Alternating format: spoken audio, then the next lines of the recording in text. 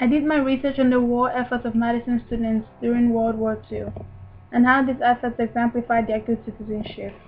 I used 4 primary sources to represent my research: the Schoolman 1942, the Breeze 1942, the Breeze 1945, and letters from Audrey Hatcher's collection.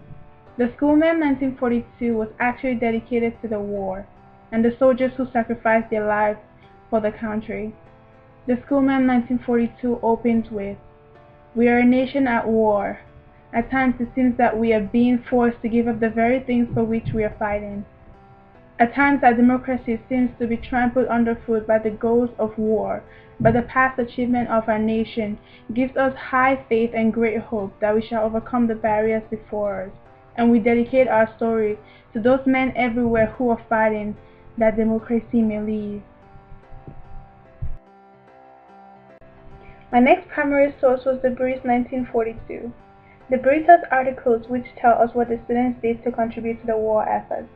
It tells us that the students cut out useless spending and used the money to buy defense stamps. It also tells us that the students knitted for the Red Cross, took classes in first aid and nutrition, and accepted the rationing of sugar, and they did not complain about it. My third primary source was the Breeze 1945. Its articles tell us that the students organized drives on campus to collect clothing for the war-ravaged population of Europe. Their hope was to collect 1,000 articles of clothing.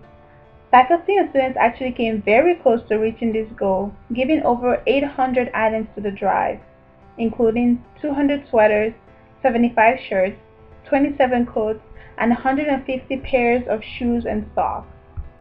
My fourth and final primary source were letters from Audrey Hatcher's paper collection. In her collection, there were postcards and letters in which she communicated with some of the soldiers. One of the letters I found particularly interesting was from a fellow named Chester.